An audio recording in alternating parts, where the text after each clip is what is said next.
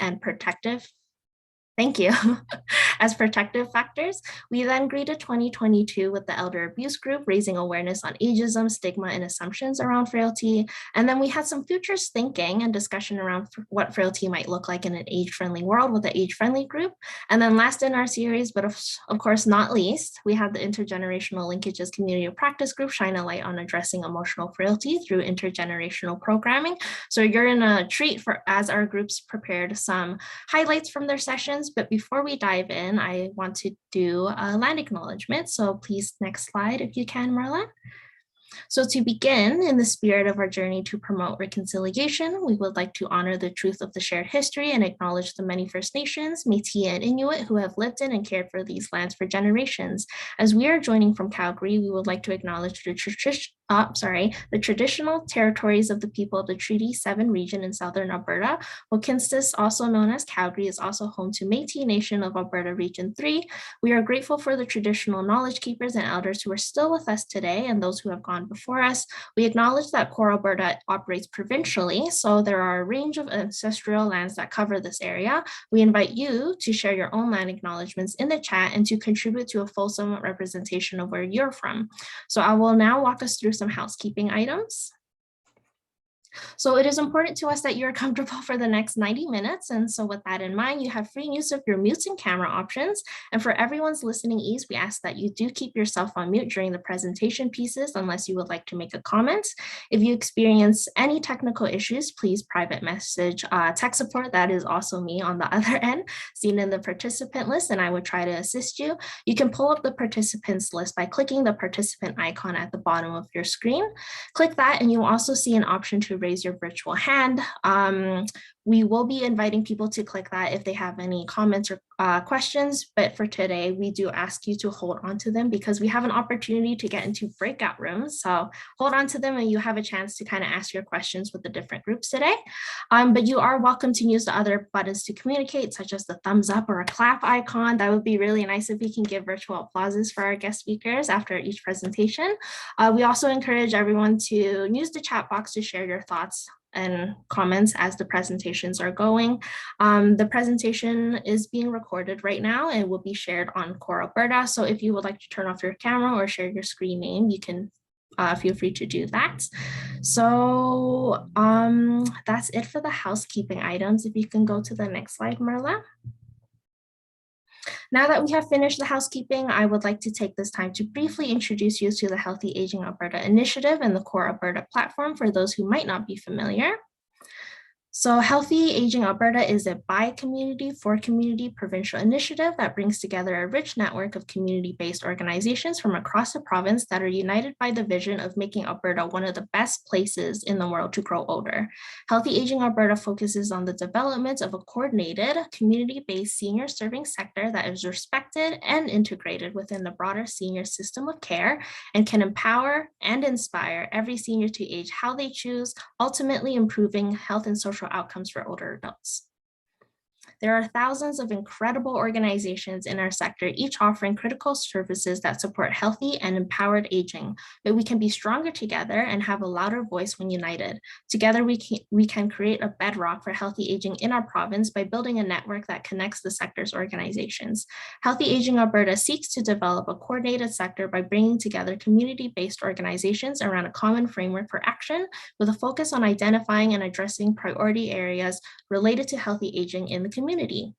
The initiative seeks to create a provincial network of organizations that can advocate for healthy aging on a provincial level, share knowledge, and create functional relationships with one another and our allies in the health and other sectors. Like a tapestry, we become stronger when we weave our knowledge, expertise, and passion together, and united, we can create more communities where older Albertans are supported as they grow older in their homes, engaged in their communities, a future that we all want and will benefit from. And so one of the tools at our disposal to support the weaving of this network is Core Alberta. So Core Alberta is a sector development tool that has been developed to support the collective vision and strategic objectives of Healthy Aging Alberta. The Core Alberta platform is a free member-based digital knowledge and learning hub designed to support provincial sector coordination and strengthening by connecting community-based senior serving organizations to each other and to their allied partners. Core Alberta provides this digital space to share knowledge and capacity building opportunities, allowing members to find and collaborate with others with aligned mandates. So this event today is an example of creating learning opportunities that bring organizations from all over the province and how we can collectively provide so many different perspectives on one issue, such as frailty. So we have over 1,000 members and are growing each and every day with more and more individuals like yourselves contributing to this knowledge hub. And so we want to thank you for being with us today. So on the next slide, to highlight how we will spend our time together, we have prepared an agenda. So each group will provide a 10-minute presentation to introduce themselves and some highlights that came out of their frailty session. We will then start getting into the breakout room activity where you will get to choose 2 groups to hang out with.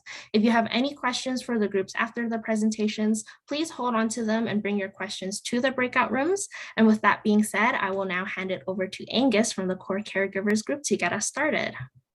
Thanks, Cindy. My name is Angus McDowell. I'm the Stakeholder Relations Advisor with Caregivers Alberta. I was the moderator for our panel discussion back in November on building resilience against frailty in seniors. None of our panelists here, it's just me, so I'm a group of 1. So if you care to make me more in a group of 1 at the breakout sessions, please join me. So according to the CORE website for this series, our group featured a panel of experts from various agencies discussing methods of prevention, security, and supports to better enable seniors facing frailty challenges to age in their homes. Really, we discussed a little bit around that. One of our panel experts was Melissa DeSmet from Home Body Health. She's a physiotherapist, and I think she also is a social worker. So she's got a background in movement, and especially for seniors.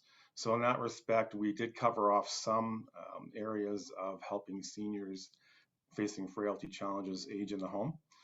But mostly we talked about the Canadian Frailty Association's frailty scale, as well as definitions of frailty.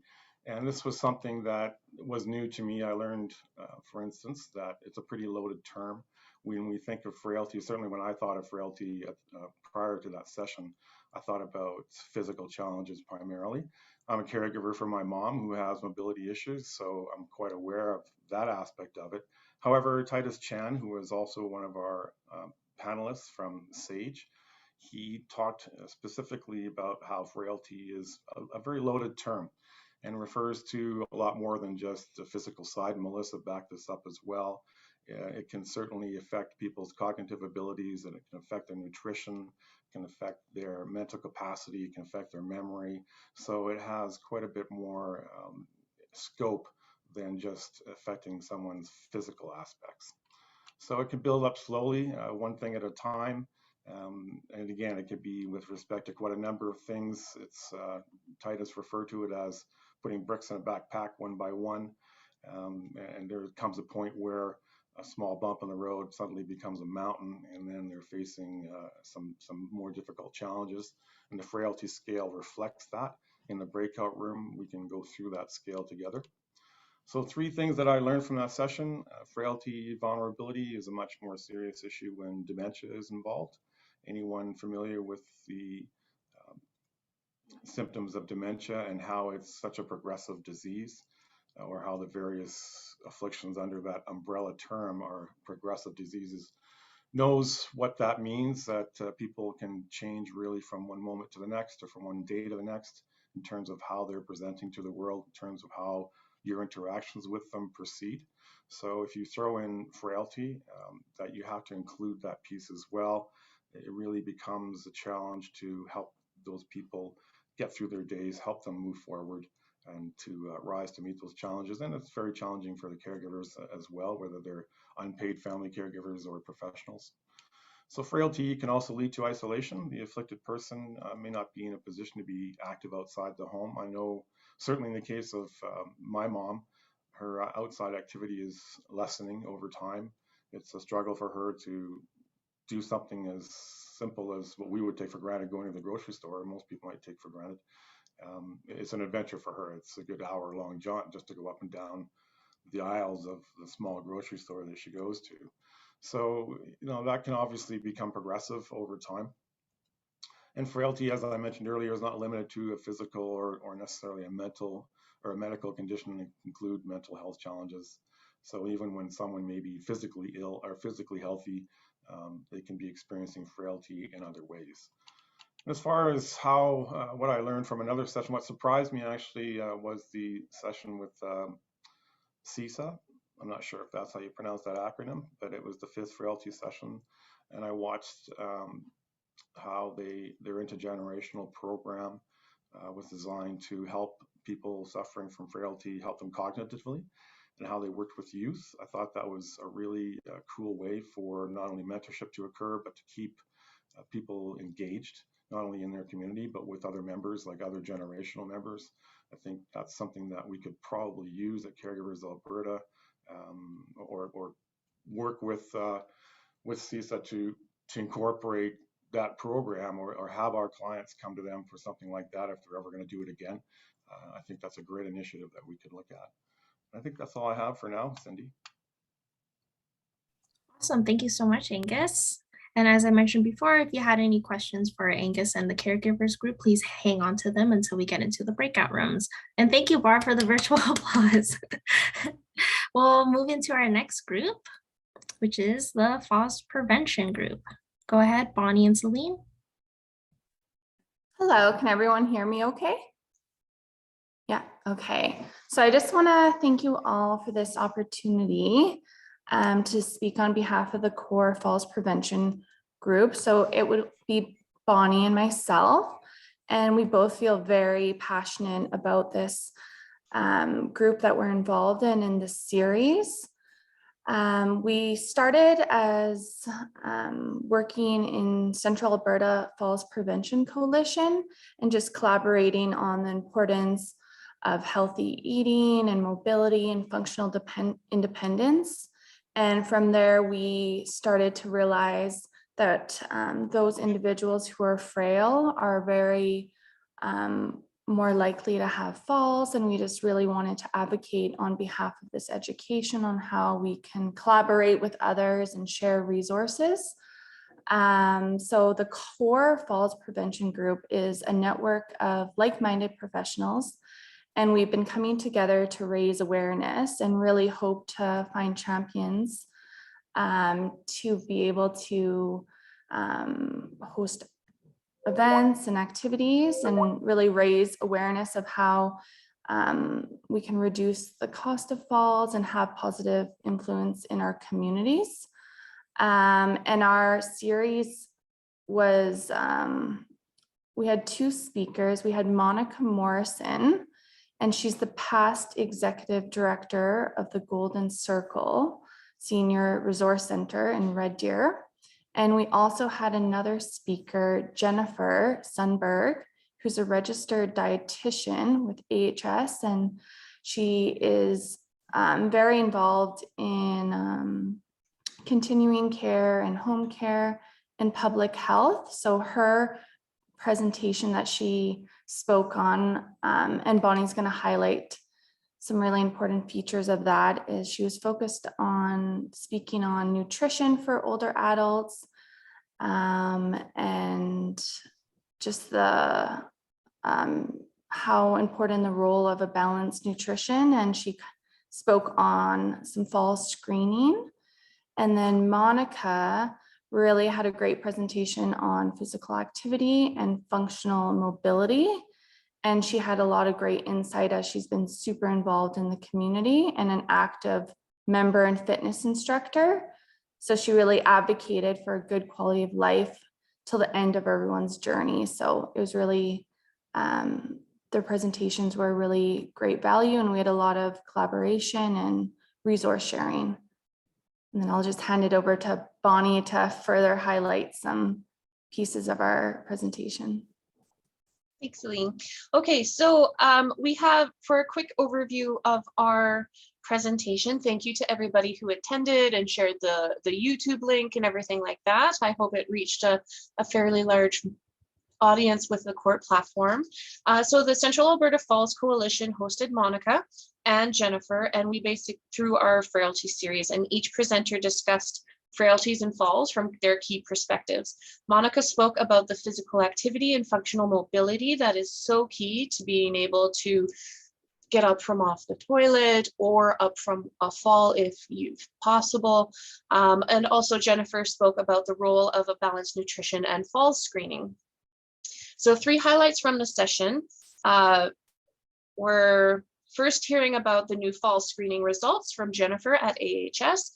The Golden Circle participated in implementing this screening within our community, and we are really glad to see some of the results of that. Jennifer will be sharing that on the CORE platform. So the CORE platform has a whole bunch of falls prevention resource materials. Highly suggest everybody check it out, share it, absolutely. Let's see, I've lost track. 1 second. The second highlight for me has been connecting with other organizations through this Frailty Series on the CORE platform. There have been excellent presentations. I hope everybody was able to kind of see them. And again, if not on YouTube, they're all, I believe they're all there. And I feel that I've learned actually a great deal more from all these different perspectives and leaders within our community. The third has been developing future events, which you guys will hear about some of our events coming up within the Central Alberta Falls Coalition for communities based on the connections that we've created throughout this series. So yeah, thank you. If you guys would like, join our breakout sessions. We got 10 minutes each to connect and share resources. So you guys are all welcome to attend. Awesome, thank you.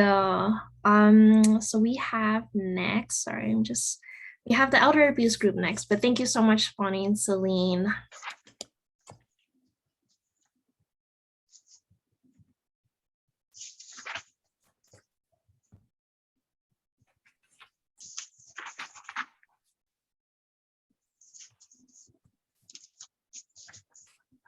Good morning, everyone. I can't see my screen, so hopefully you can hear me.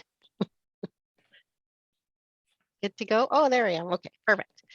So I'm just going to get my presentation and hope that I'll be up on there. So we'll be able to share my screen, Cindy, my presentation? Sure, if you would like. Marla can stop sharing the screen. You can pull that up on your end. Or did you want us to? I can give it a try here. I'm just gonna share my screen and then do the, there we go. All right. So what do you see here? Just because I didn't get to do that. So do you see my screen? Yeah, and then if you go up to slideshow. Yeah, that looks great. Alrighty, and I'm just gonna move this so I can do my section. Okay, sorry about that. I'll get going here. So I'll introduce ourselves as the Elder Abuse Group. My name is Amanda Midgley, and I am FCSS coordinator for Foothills County. And we also have joining us is Jane Atkins, and I will let her introduce herself. So go ahead, Jane. Yeah, I'm Jane Atkins, and I work with the Sundry Spruce, which is Seniors Protected and Respected under Community Engagement and part of the core group. Thank you, Jane.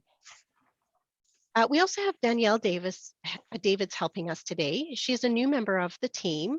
Danielle, did you want to give a quick introduction? Hi, everyone. My name is Danielle Davids. I'm a senior analyst with the Seniors and Strategic Services Division within the Ministry of Seniors and Housing. So I'm involved in some of the government elder abuse work. I'm happy to be here. Thanks, Danielle. So we're also going to talk about the group's purpose and then the unique theme, of course. So we believe everyone has the right to be safe and free from abuse or neglect. Any older adult can become a victim of elder abuse, regardless of gender, sexual identity, race, ethnicity, income, or education. One of the best ways to address elder abuse is through a collaborative community of practice, which we are doing here. The Elder Abuse Group was launched in August 13th of 2020 on the CORE Alberta, and we have hosted 16 events since then, and we have 66 members. So I will let Jane introduce our next slide here. Okay, we had a fabulous guest speaker for ours. Donna Wilson is a professor in the Faculty of Nursing at the University of Alberta. and she's also a registered nurse. Her programs of research focus on health services and health policy, primarily in relation to aging, ageism, and the end-of-life care, including bereavement. Much of her work is oriented to myth-busting with the aim of eliminating ageism and ensuring effective and accessible healthcare services for older and also younger people. Her investigations often involve population data and mixed methods research for both qualitative and quantitative understandings. She has over 350 published articles, book chapters, and other peer-reviewed communications in print. And she's widely sought after as an expert in the field of aging. Great, thank you. Thanks, Jane. So now we're just going to go a few. We had Donna's presentation was just filled with information. So I thought I'd pick out the core goals of what our presentation was about. So it was to bust myths around frailty and uncover related inaccurate or simplistic assumptions about aging. We shared strategies for building resilience, which due to time, we won't go through that one. So what we'll focus on is educated on the three major themes of ageism, frailty, and elder abuse. So when you think of ageism and stigma, what thoughts come to mind when you think about older adults or old age? What images come to mind? Most people are afraid that as they age, they will become ill, disabled, dependent on others, senile, powerless or without influence, victimized, abused, and poor. These fears are justified in some cases, but individual sad cases are often considered the norm. They are not. People and groups without thinking about or knowing what the norm is, but sometimes with deliberate intent, often choose and use negative cases and inaccurate myths about aging over the facts. And from the quote here, you can see ageism is the most common and overlooked, if not the most widely accepted form of discrimination today. There are physical, social, psychological, and other impacts or developments over time that impact how and when a person ages. But why is ageism growing? Widespread media reporting of fears over the high and rising burden of caring for more older people and therefore more old age illness and disability, concern that hospitals are full of old people and that younger people are not able to be admitted. More hospitals and nursing homes will need to be built. More family caregivers will become burnt out and ill. More home care programs and staff are needed. Pension funds are or will be depleted. The next few slides have been pulled from Donna's presentation. If you would like more information, we highly recommend you watch the whole presentation, and we will have the YouTube available. Cindy will put it in the chat for you of that presentation. Jane? So research is now focusing on reversing frailty, and it's important for us to look at what caused the frailty in the first place. Was it low income and also living alone? Was it related to the death of a spouse? Maybe it was from a fractured bone that we'd missed and maybe surgery needed to be done. Or is it an undiagnosed illness? Even things as simple as a urinary tract infection can really cause difference in their frailty scores. So we have to understand the cause for each person and plan to reverse it or stop the progression that can be made. Thank you. So we wanted to tell you what the link between ageism and abuse is. So ageism is the key factor in abusive situations because it leads people to believe older adults are less important or less valued because they are older. So we know that abuse and neglect of older people, it's widespread and it's very rarely reported. So we think estimates are that half of are abused at some point in time after the age of 65. We know that most of the concerning types are physical, but emotional and social neglect are just as important. Abuse varies from financial, physical, sexual, in all ways. Abuse can be carried out by strangers who deliberately target older people, but often they are by family members and friends. And older people, of course, they report that they are too embarrassed they are prevented from reporting it, or they are not believed. So we're sort of at that stage where, you know, we need to really talk about and really get into some of those problems that we feel are part of it. So surprise one for me, I did watch the Building Resilience Against Frailty in Seniors from Caregiver Alberta. And for me, the Building Resilience Against Frailty in Seniors presentation, the discussion around the difference from 20 years ago to what is called getting older is now a condition or a gateway into a bigger conversation on the diagnosis. There were discussion around looking at the spectrum of frailty conditions in which all aspects need to be considered when working with a client. And that from the Canadian Frailty Network, there are 5 categories of frailty: unintentional weight loss, fatigue, low activity, loss of strength, low, oops, sorry, going too fast. Low activity, loss of strength, low walking, speed. So we also learned that frailty is a choice or a mindset, and that there are resources and programs available to support seniors. And Jane, I'll let you do the surprise too. Okay, so I watched the age-friendly frailty session, Frailty in an Age-Friendly World.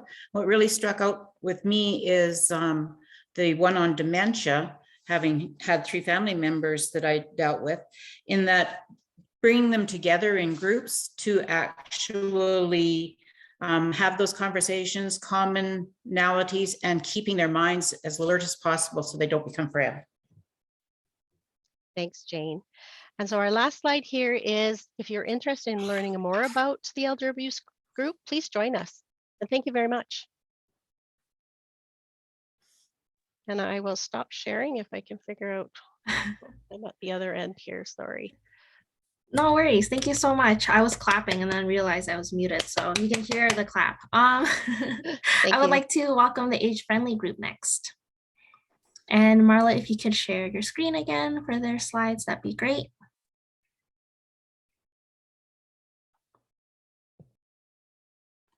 Everyone can see that okay?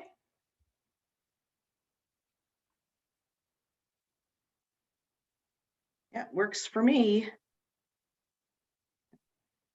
That's perfect. Okay, thank you for hosting this opportunity. And my name is Caroline G. And I'm a member of Alberta Age-Friendly Community of Practice. And I'm also the Age-Friendly Community Connector with the Edmonton Seniors Coordinating Council here in Edmonton. I'm joined by Kathy Oust, who is joining us today. She presented on MedSheds at our session and is an outreach worker with Age-Friendly Cold Lake. So next slide, please. No, next slide, sorry. There we go, that's perfect. I would like to take this opportunity to encourage you to check out our age-friendly groups. The core age-friendly groups share information, resources, and promising practices for creating age-friendly environments, and helps communities that are pursuing age friendliness to connect and to also support one another. So 2 groups have been formed here. The first group is an open discussion group. The discussion group is open to anyone interested in the age-friendly concept or any of the domains outlined by the World Health Organization. The focus of this group is to disseminate information and provide opportunities to ask questions and also to share information. The second group is the Communities of Practice. The Community of Practice is designed to help communities that are considering pursuing age-friendly in a mentoring capacity. The groups, our group meets regularly once a month, and members commit to actively support the Community of Practice. So if you're interested in joining any of these groups, please go to the core website and request an invitation to join. I also wanted to mention that Age Friendly is also hosting a 5-part age-friendly housing series called From Homelessness to Continuing Care. The next session is called Characteristics of Age-Friendly Housing for Seniors, and that is taking place on April the 27th. So next slide. Yeah. Age-friendly communities help seniors remain engaged in their communities by developing supportive built and social environments that facilitate exercise, social connection, and respect for seniors. In this session, the Alberta Age-Friendly Community of Practice examined social isolation as a risk factor for frailty. Panelists provided examples from their communities from across Alberta to help prevent or address frailty by addressing social isolation under two of the age-friendly domains. One of them is social participation and the other respect and social inclusion. So next slide. Perfect, thank you. According to the Canadian Frailty Network, getting older doesn't necessarily mean someone is frail, but it does increase the odds of developing multiple medical conditions and frailty. In age-friendly planning, the goal is to create an environment in which older adults are able to age healthily in place and participate fully in their community, eliciting a response of belonging and fostering social connectedness. The goal of healthy aging and social connectedness are brought about through municipal policies, programs and services through the 8 age-friendly domains outlined by the World Health Organization. All of the domains impact social connectedness in different ways, with the net effect of keeping older adults healthy and connected to their community. So next slide, please. Thank you. Now, the World Health Organization describes social participation as participating in leisure, social, cultural, and spiritual activities in the community to foster this seniors' continued integration with society that helps seniors stay engaged and informed. Under respect and inclusion, an inclusive society encourages older people to participate more in their city's social, civic, and economic life, and in turn promotes active aging. Social engagement can also contribute to a senior's overall self-esteem. So next slide, please. So what we did was we had our panelists, we got them together, and they came from varying experiences and expertise in addressing social isolation of seniors.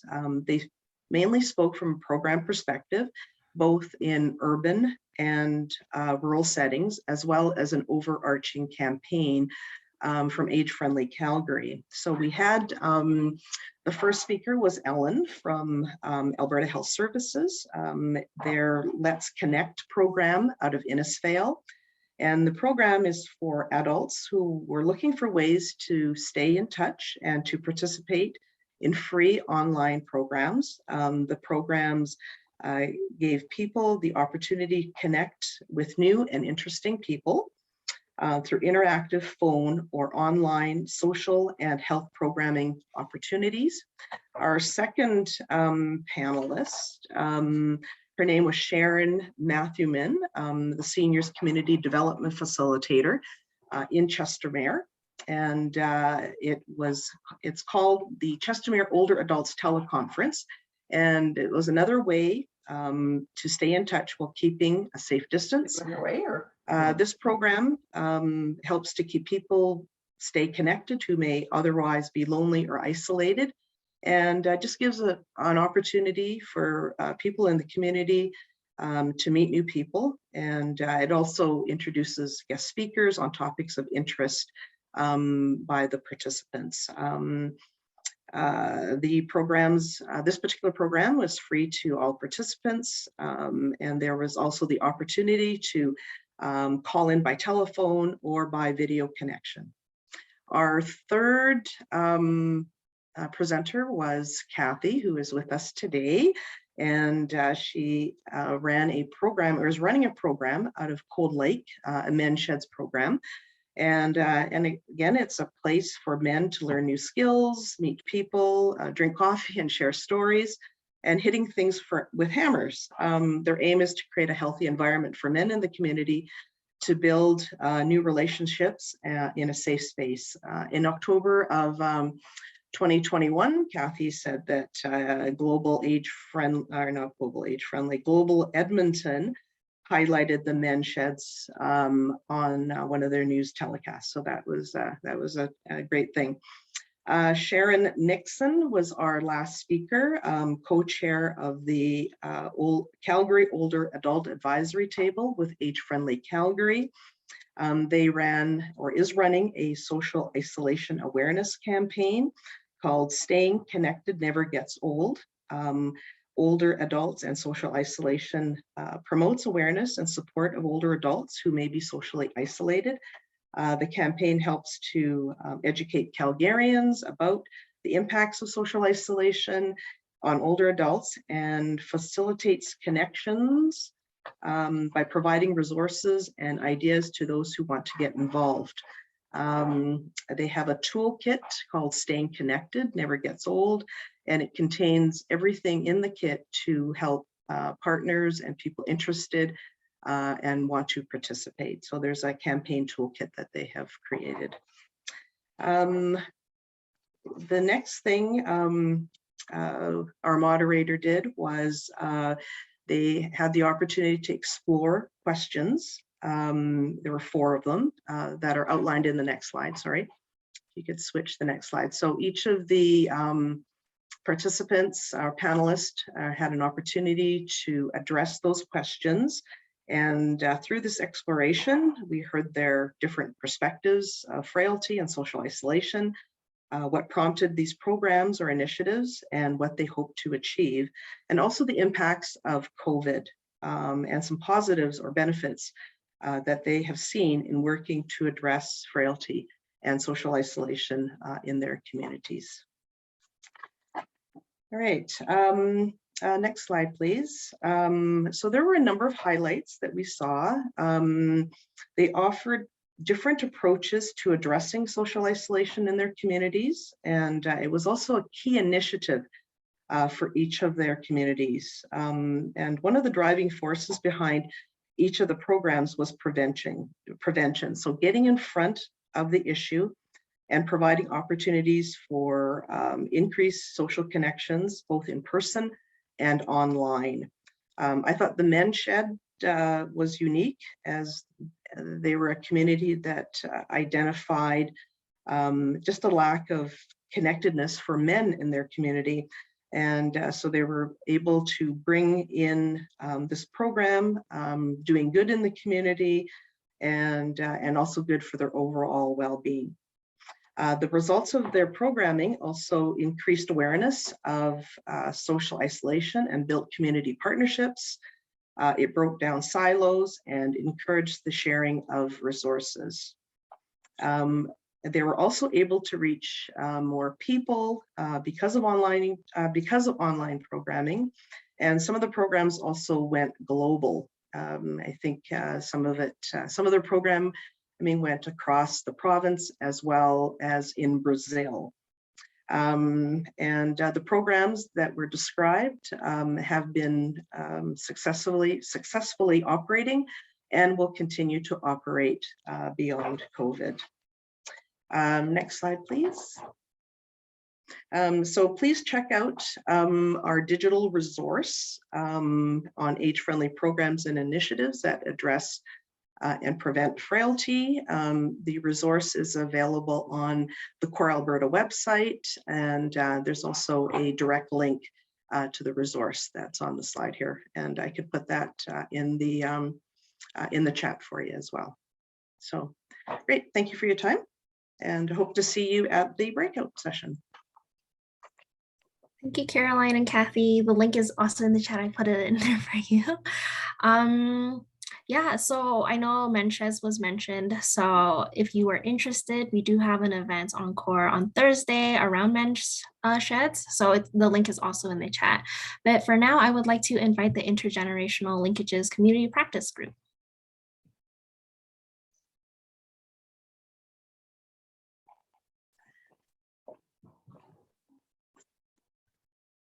All right, I will just start. If we can have our first slide, just introducing who we all are. So as you can see, this is our core group that we meet together often to plan our presentation. So we have Betty Good, and she's from Linkages Society Calgary. We have Rebecca Zulu, who's from the Clearwater Regional FCSS in Rocky Mountain House. Myself, I am a therapeutic rec student at the Lethbridge College. And Jody Wood, who is from the Ministry of Seniors and Housing.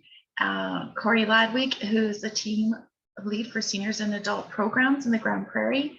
And of course, our great support, Cindy Wing from the United Way. So we have a lot of fun together, and we are all very passionate about intergenerational programming.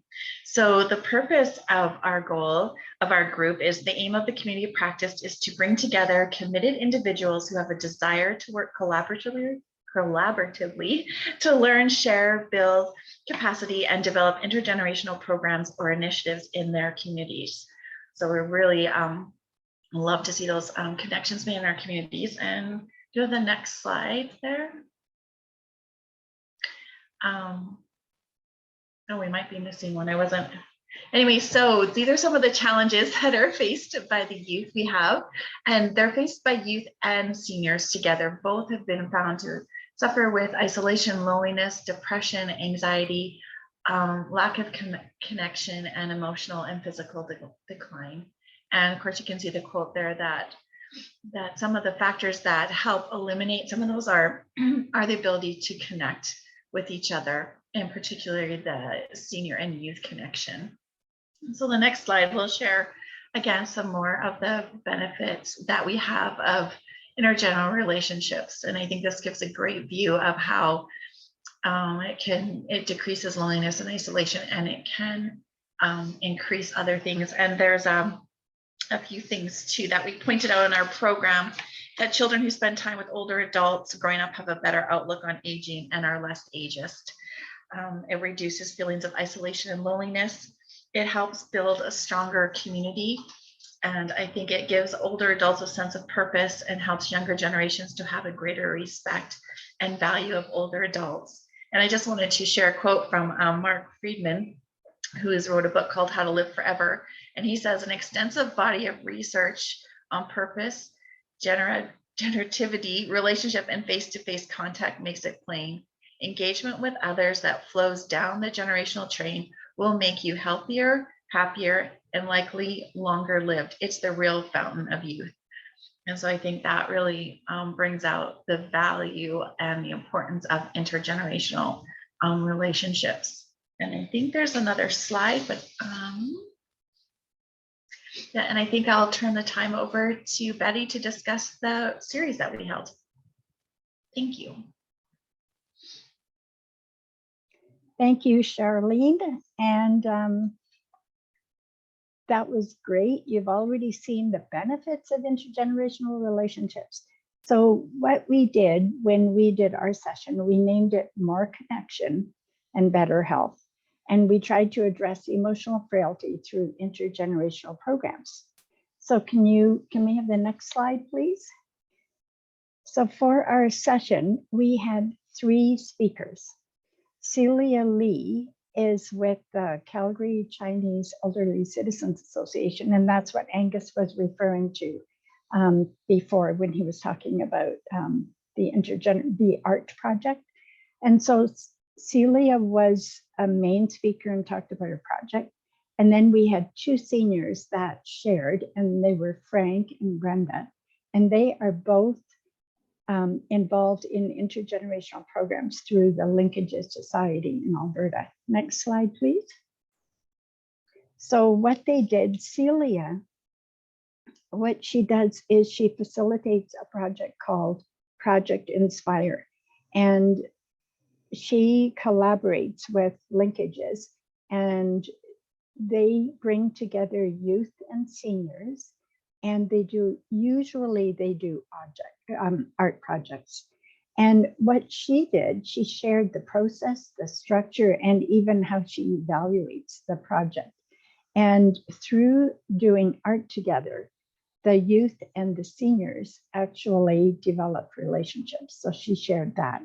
And the 2 seniors, Frank and Brenda, they talked about their personal experiences of having relationships with youth and how it's benefited them.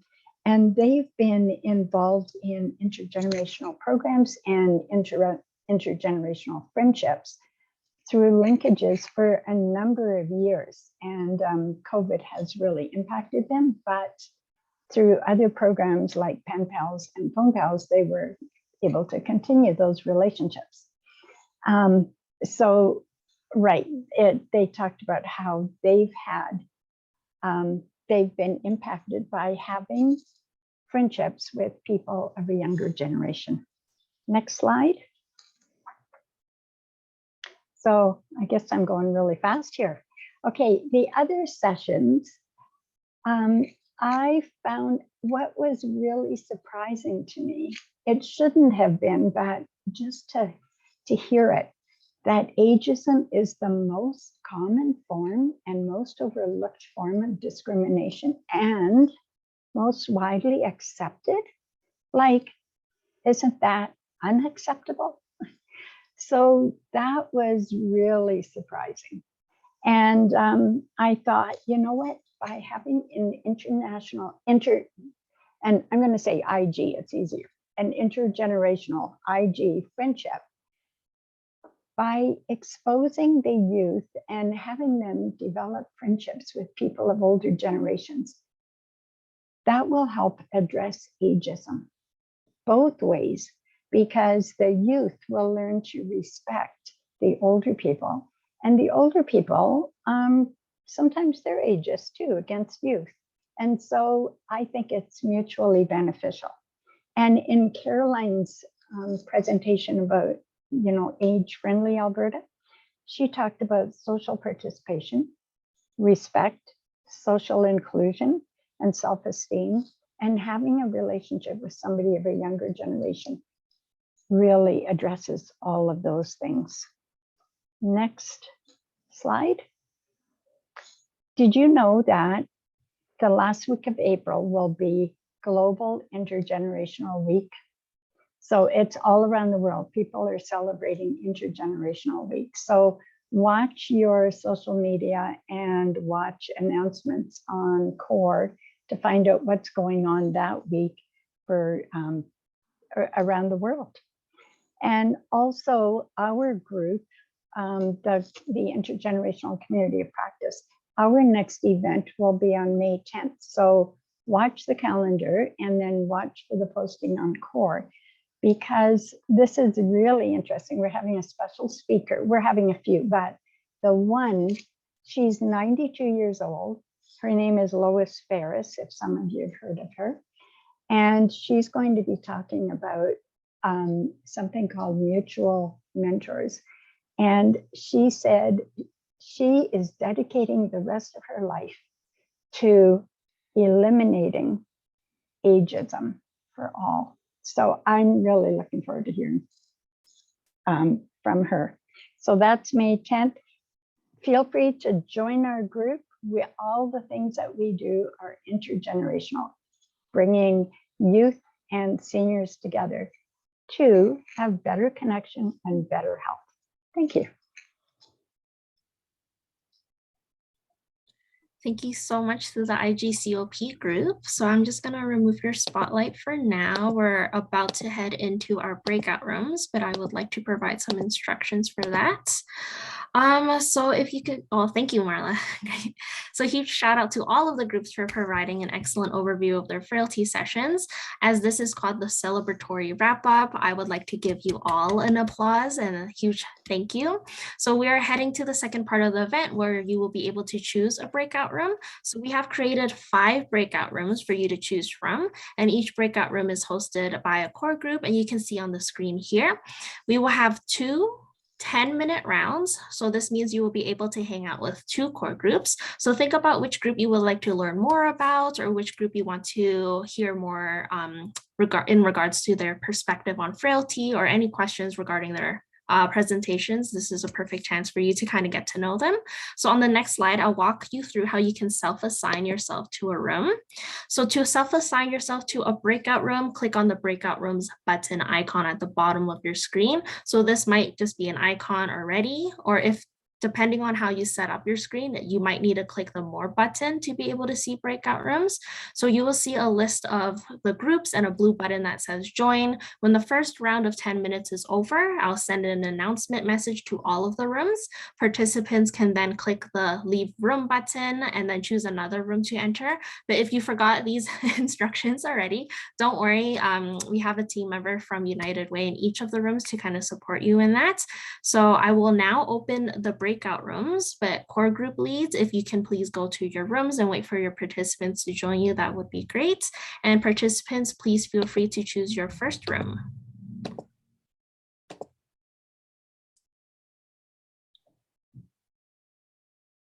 And I'll stay in this main room in case anyone has any issues joining the room.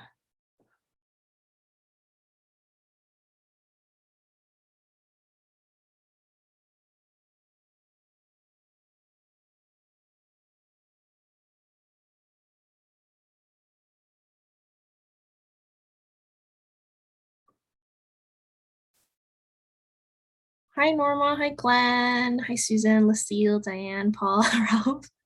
Do you have any issues joining any of the rooms? I think, Norma, you're speaking, but you're on mute. All right, welcome back, everyone. I think everyone is back now. Let me just take a quick peek. All right, that's good. Marla, if you could share the last slide before we say goodbye to everyone, that would be great. Oops.